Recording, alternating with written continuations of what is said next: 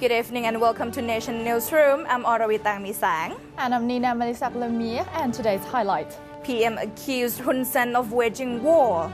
And the Scorpions met with the Premier this morning. And of course, a talk by Kun Suthithayun and Kun Tunsatit Thaptim. Prime Minister Aphisit Wechashiwa excuses Cambodian counterpart Hun Sen of waging war with Thailand to justify the Pravihan management plan and to take over the disputed area around the temple. Aphisit said he has explained to UN Chief Ban Ki-moon that the Pravihan World Heritage listing is the key element in igniting the conflict. Thailand wants the World Heritage Committee and the UN cultural body UNESCO to suspend the Pravihan listing, he said. Aphisit said he does not want to wage war with Hun Sen, but he is not too weak to run away from the fighting either. However, Aphisit said the conflict could be settled bilaterally with Cambodia. The Joint Boundary Committee is working on resuming boundary negotiations. The border clash last week was not the first between the two countries. Similar conflicts occurred twice in 2008 and 2009, Aphisit said. Fighting between the two countries broke out last Friday, killing at least 8 people, including a Thai civilian. Both sides have accused each other of violating each other's territorial sovereignty, with each complaining to the UN about the other. So, Kunurisha, I've heard the rock band legend Scorpion is here in Thailand. Do you have any update on that story? Yes, of course. Famous German rock band Scorpions greet Prime Minister Aphisit Wechashiwa on Thursday morning. The group gave the Premier a white Gibson Flying V guitar autographed by all the members as a souvenir before performing tonight at Impact Arena, Muang Thong Thani. Thailand is the only Asian country to host their concert, the first here in 7 years. After this, the band will continue their farewell tour in Europe and Russia. The band's lead singer Klaus Mein, 62, said that today's social networks help promote artists and songs, and that this has reshaped the music industry. Their fan clubs have opened a Scorpions webpage with discussion boards allowing the new generation to get to know their music and attend tonight's concert as well.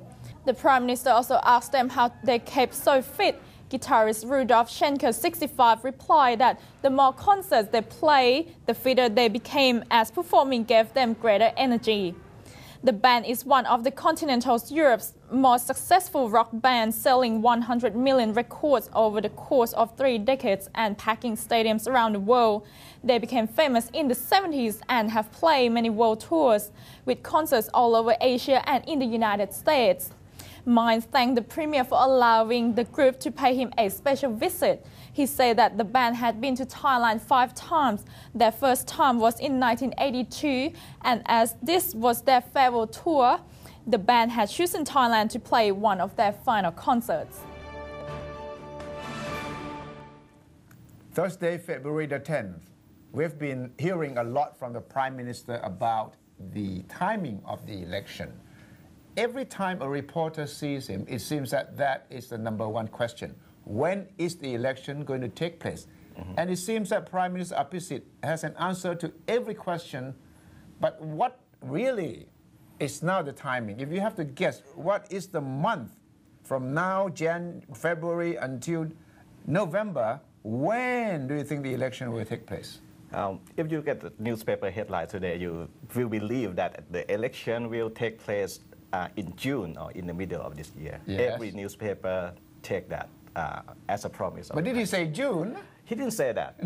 I have become an expert in this thing. The Prime Minister comments on the election. Yeah. He actually said, when everything is ready, I will dissolve the House as soon as possible. And it's not necessary for me to complete my term. Yes. And if you ask him, is it likely that it could be March or April? If you ask him, he's June, not saying that. He never specified the timing, the month, and anything.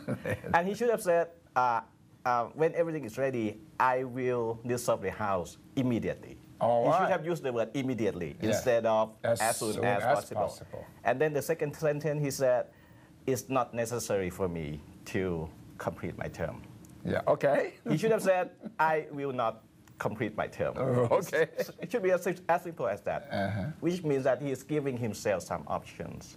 The budget, he maybe may love to do the budget, and he may love to complete the transfer and reshuffle of the bureaucracy and maybe the armed force. That everyone under normal circumstance would love to do that. Yes. So he has the budget for the new year. He should pass that before that, at least the first reading. Right. He should be able to sign the transfer of military and police officers. In September, maybe. Right. He also, I think, would like to be able to see whether all the governors in all the provinces will be sympathetic to his party. Favorable. Yes, favorable, right? So it's not going to happen that soon. As soon as September. We are looking at September at the earliest. But technically, his term ends in December. Right? So an election has to be held before that. And under the Constitution, it's 60 days, 45 days after the House dissolution. Right. So, if you start any election that takes place before December can be considered an early election as far as IBC is concerned. That's right. But there's one thing also, with this red shirt and yellow shirt bearing down his government, he may have something to think about as well. Under the normal circumstance, of course, you want to hold on until everything is in place, until everything is ready. But with the Cambodian issue, with the yellow shirt and red shirt, he may have to think about, not to getting so much bruises going into the next election as well. You have to take that into consideration too. Well, he used to have three conditions. So the economy. It's okay now, the economy is constitutional amendment. Tomorrow. Yes, and then the safety for MPs to go down to that campaign. He can use that as a pretext. And now a new excuse has come up, Cambodia. Yes. He can say that, we have to make sure that the Cambodian issue will not become too disruptive for election campaign.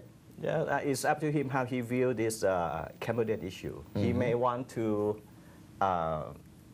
just become a hero and going into the next election, or he just think, oh, this is too much for me, and maybe we give the mandate back to the power to the people and let the next government resolve the problem. But he's really a master at the art of saying a lot of things without really saying anything.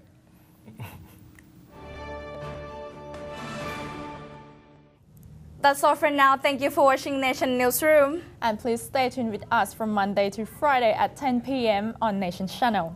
Good night. สวัสดีค่ะ